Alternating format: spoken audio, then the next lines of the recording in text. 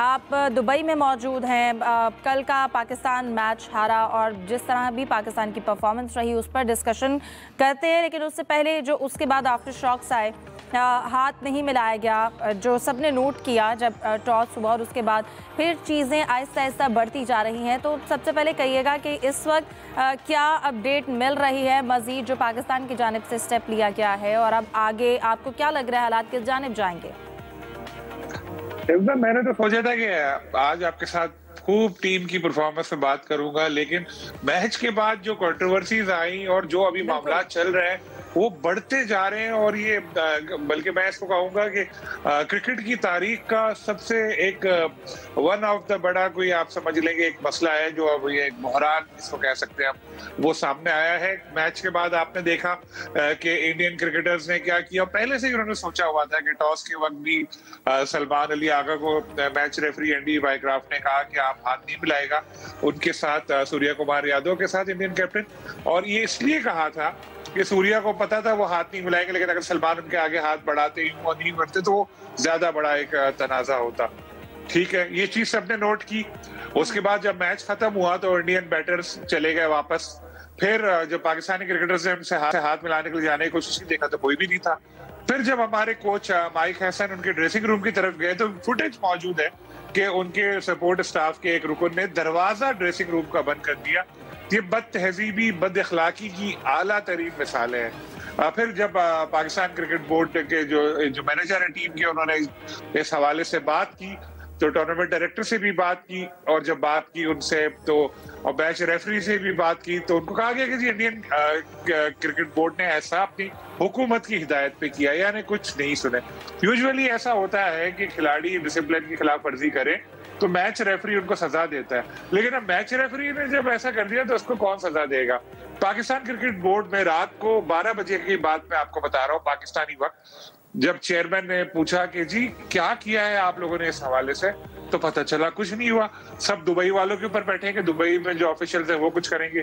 तो इसमें चेयरमैन काफी नाराज हुए थे। फिर एक खत लिखा गया, जिसको आईसीसी को भी खत लिखा गया, जिसमें मैच रेफरी के हवाले से कहा गया कि उनको हटाया जाए।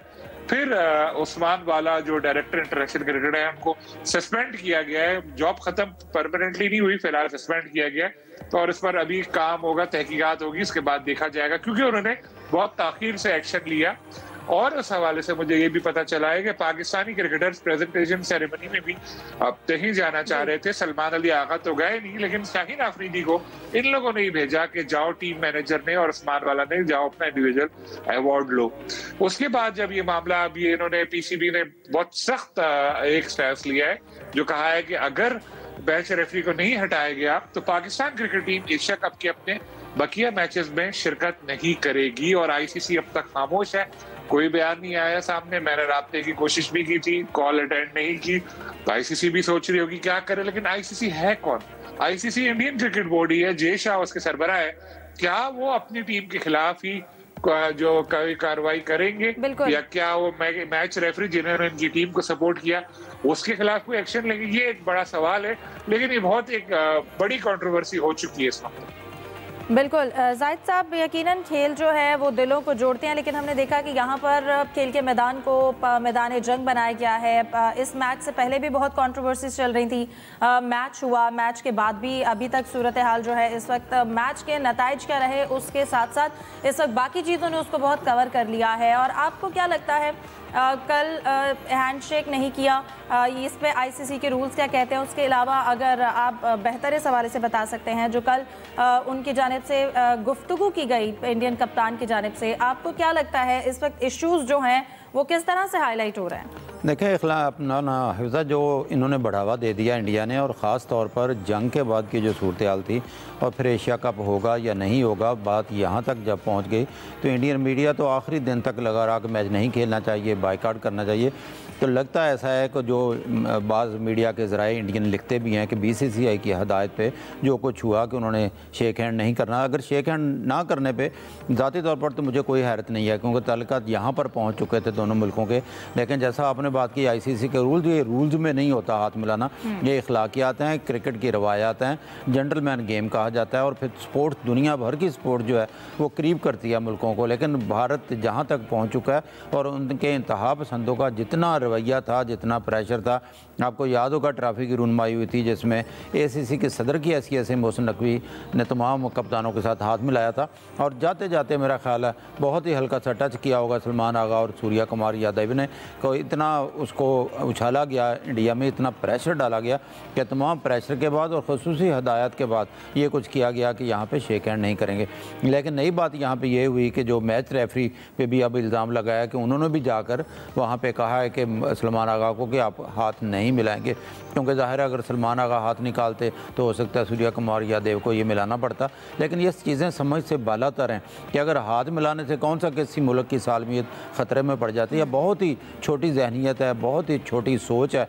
अब जैसा कि वहाँ उनकी इंडिया की पूरी टीम मैच जीतने के बाद इंडिया जीता, वाज़े बढ़तरी से जीता, जिस पे आप कहती हैं थोड़ी देर बाद भी हम बात करेंगे। पाकिस्तानी टीम ने बहुत मायूस किया, नाक़िस परफॉर्मेंस थी।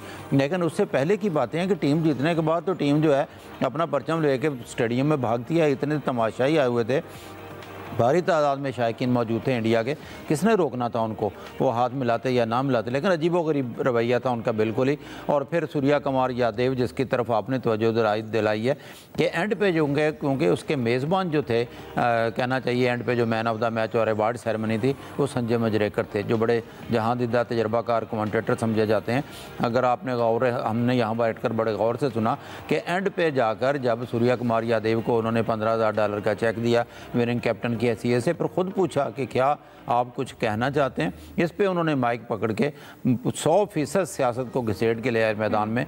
जो उनकी पहले सोची समझी एक प्लानिंग थी उनकी कि पहलगाम के वाक़े को लेके आए। पहलगाम के वाक़े में जो गरीब फैमिलीज़ हैं उसमें तो पाकिस्तान भी दुख का इज़हार कर चुके हैं, क्योंकि ज़ाहिर है उसमें पाकिस्तान इन्वॉल्व नहीं है। और फिर उन्होंने अपनी जो जीत थी वो भी अपनी फोर्सेस के नाम कर दी, जिसका कोई तुक नहीं बनता यहाँ पे कि ऐसा मौजू डिस्कस किया जाए जो दोनों मुल्कों में पहले ही वजह तनाज़ा बना हुआ है। और यहाँ पे ये है कि अगर ये बातें आपने करनी थी तो क्या आप भूल गए जो 7 मई को आपने हमले किए पाकिस्तान के 6 शहरों पे, 27 बेगुनाह पाकिस्तान के शहीद कर दिए। पाकिस्तानी को उनका जिक्र नहीं किया, क्योंकि पाकिस्तान अमूमन खेल को अलग रखना चाहता है और अपना जंग को और लड़ाई झगड़े और इख्तलाफात को अलग करना चाहता है। लेकिन जिसको बढ़ावा दिया गया, जो हवा दी गई, इंतहाई अफसोसनाक है।